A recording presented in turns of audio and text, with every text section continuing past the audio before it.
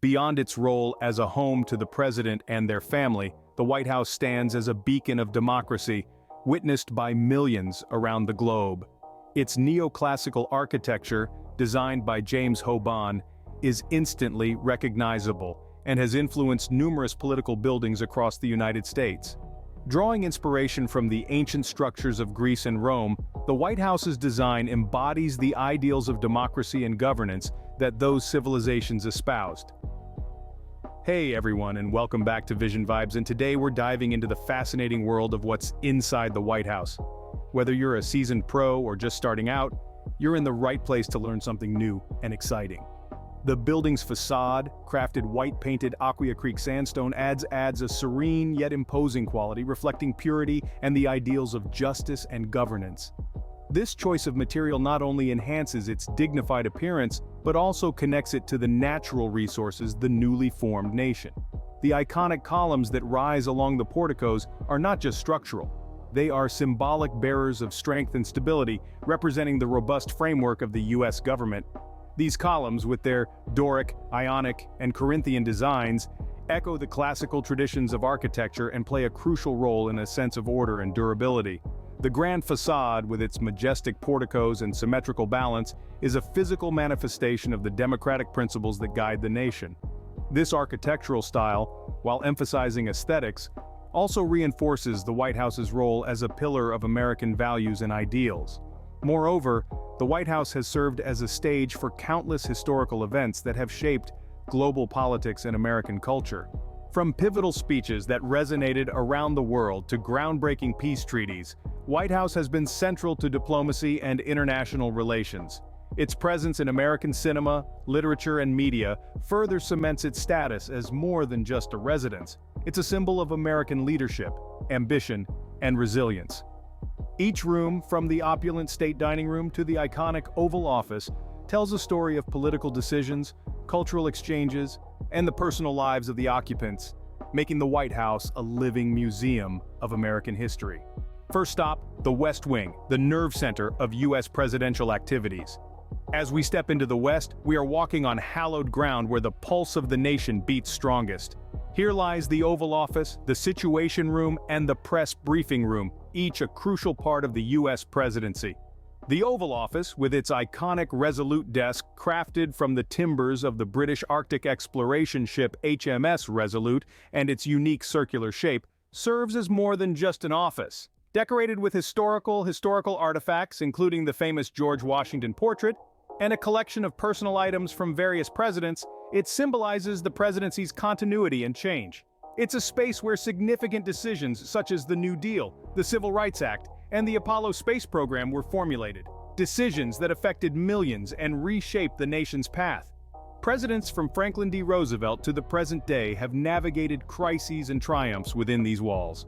President John F. Kennedy, during the tense days of the Cuban Missile Crisis, deliberated critical military strategies right here, making decisions that would avert a global nuclear disaster. Adjacent to this is the Situation Room. Enhanced with state-of-the-art technology and secure communication systems, this highly secure conference room is the heart of national and international crisis management. Here, satellite feeds and intelligence communications provide real-time data to the president, making it a critical hub for global strategy and diplomacy. Notably, during the Osama bin Laden raid, President Barack Obama and his team of advisors sat tensely, monitoring the situation unfold in real time, a moment captured in an iconic that highlights the gravity of decisions made in this room. The Situation Room has also seen moments of lighter, though no less significant decision-making, such as when President Ronald Reagan famously joked with his staff during a particularly tense moment in the Cold War, lightening the mood and reminding everyone of the human element in global diplomacy. Just a short walk away is the Press Briefing Room. This room, although small, is mighty in its role as the voice of the presidency. Over the years, it has evolved from its original use as a swimming pool for President Roosevelt in 1933 to a modern venue where heated exchanges and pivotal briefings occur. Remember the impactful briefings during the Cuban Missile Crisis, or the reassuring addresses in the aftermath of 9/11? These were moments where the room proved essential in communicating vital information and decisions to the global public. It's here that the administration communicates with the public, ensuring transparency and accountability. Outside the structured confines of these rooms, the Rose Garden offers a serene escape. Situated just steps away from the Oval Office, this beautifully manicured garden hosts press conferences and ceremonial signings. It's a place where diplomacy blooms among the roses, with leaders from around the world often seen alongside the president. The West Wing stands as a testament to the day-to-day operations of the American presidency, bustling with advisors and staff. From the strategic discussions in the Situation Room to the historical decisions made in the Oval Office, each corner of the West Wing is steeped in a legacy of governance and leadership. This is truly where the executive power of the United States orchestrates its most crucial performances. Crossing over to the East Wing, we find a space that is both a personal sanctuary for the First Family and a hub of vibrant social and state events. The East Wing of the White House intricately balances the private lives of the president's family with a bustling agenda of official functions. It houses the office of the First Lady, a central node where the planning for the president's spouse's initiatives and social programs are orchestrated. Beyond its support for the First Lady, the East Wing is a vital venue for the myriad of social engagements and state ceremonies that fill the White House calendar. One of the architectural and historical highlights of the East Wing is the East Room.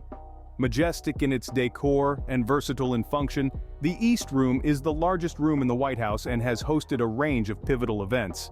It has witnessed grand inaugural balls heralding the start of new presidential terms and opulent state dinners with dignitaries from across the globe. The East Room is often the chosen venue for presidents to deliver significant ceremonial addresses, underscoring its importance in national and international politics. Moreover, the East Room is imbued with personal historical significance for the First Family.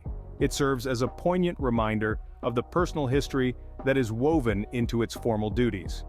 Notably, it was here that Franklin D. Roosevelt lay in state after his death, 1945, a moment that marked a significant chapter in American history.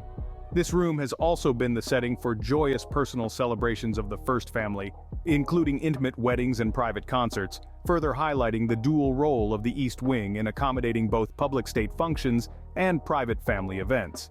Overall, the East Wing represents a unique blend of personal living quarters intertwined with spaces designated for formal state functions, embodying the multifaceted role of the White House in American public life and personal presidential history.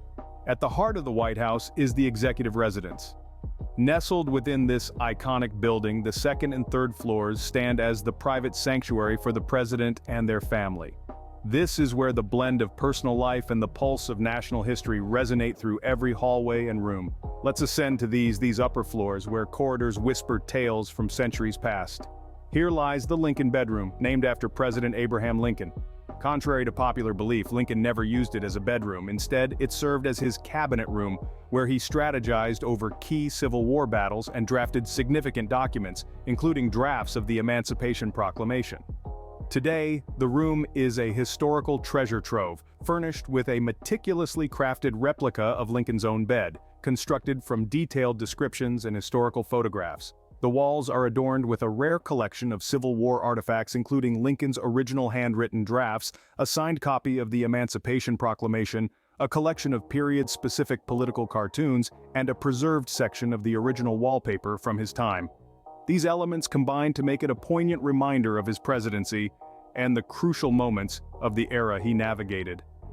Adjacent to this historical chamber is the Yellow Oval Room, with its elegant, sunny ambiance, been the setting for critical diplomatic engagements. It was here that President Franklin D. Roosevelt communicated with foreign leaders during World War II, using a secure line installed in this room. More recently, this room saw discussions that led to pivotal international agreements such as the Nuclear Arms Reduction Treaty. The classical furnishings provide a yet refined backdrop, while the walls are lined with portraits of past presidents, each selected by the current administration, which adds a personal touch and sparks dialogue about the nation's history. From its expansive windows, one can enjoy breathtaking views of the Washington Monument, an inspiring sight that has overseen many historic discussions. The private dining room also holds its own charm and historical beyond, serving as the venue for family meals.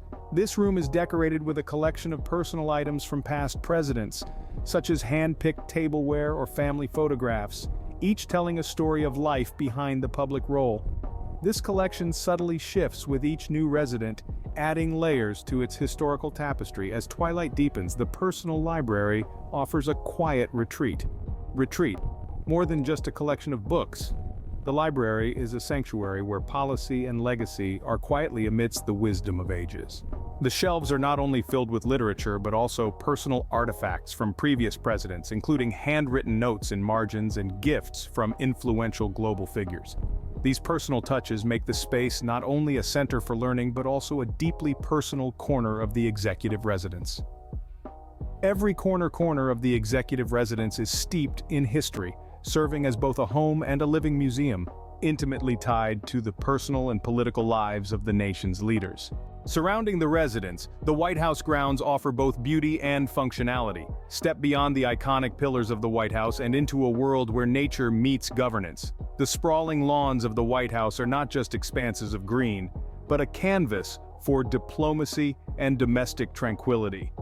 Over the years, these lawns have hosted significant events such as the annual Easter egg roll, state arrival ceremonies, and various peace accords, bearing witness to pivotal moments in American and global history. They have felt the footsteps of world leaders and public figures, setting a stage where whispers of history are carried through the rustling leaves. To the east, the Jacqueline Kennedy Garden captivates with its meticulously pathways and ornate floral arrangements.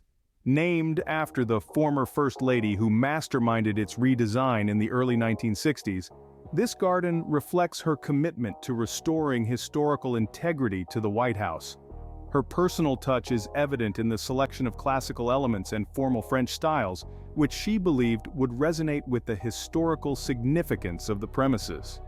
The garden hosts a variety of plants ranging from classic roses to exotic orchids, each chosen to maintain year-round allure, while its symmetry and vibrant blooms provide a tranquil yet diplomatic space for contemplation and discussions. Further afield, the White House kitchen garden, significantly revitalized by First Lady Michelle Obama, thrives as a cornerstone of community and health. This plot not only focuses on vegetable cultivation, but also serves as a living classroom, educating visitors about the benefits of healthy eating and sustainable living. Michelle Obama's initiative to plant this garden aimed to tackle national health crises and promote a healthier lifestyle across the nation. It plays a pivotal role in community outreach, hosting workshops for local schoolchildren and serving as an example of practical environmental stewardship. These gardens not only enhance the beauty of the White House, but also embody the personal commitments and public messages of various administrations, serving as venues for historical events and reflecting ongoing themes of health, education, and environmental. As our tour concludes, the White House stands not merely as a building, but as a profound symbol of American democracy and a beacon of inspiration for global leadership and unity. Here, we have journeyed through the iconic residence, witnessing spaces where history is made and the future is shaped. In the West Wing, the U.S. presidency's nerve center, decisions are made daily that influence the course of global politics. The Oval Office, central to presidential authority, has hosted pivotal moments such as the signing of the Civil Rights Act of 1964, advancing America's quest for equality, and strategizing the Apollo 11 lunar mission, a milestone in human exploration. Transitioning to the East Wing, we see its function extending beyond residential uses, serving as the hub for the First Lady's initiatives and hosting global leaders for critical discussions like the Nuclear Security Summit. Area underscores the White House's instrumental role in diplomacy and social advocacy, embodying the nation's commitment to peace and cooperation. Through the executive residence, where personal meets official, the continuity of democracy resonates in each artifact and portrait narrating America's story. The lush grounds and gardens, especially the Rose Garden and the South Lawn, not only provide a retreat but also serve as venues for significant ceremonies and announcements, reinforcing the White House's openness and connection to nature. In essence, House transcends its role as the residence of the president and their family. It is a living museum, a command center of executive power, and a home where leadership is exercised and democratic values are lived out daily. Each section, from the active West Wing to the tranquil gardens, contributes vitally to the ongoing narrative of the nation. This iconic edifice embodies not just the continuity of American governance, but also serves as a symbol of hope and unity, influencing events and decisions that resonate worldwide, confirming its pivotal role on the global stage. That's all for today, folks. Remember to keep practicing, keep exploring, and keep pushing your limits.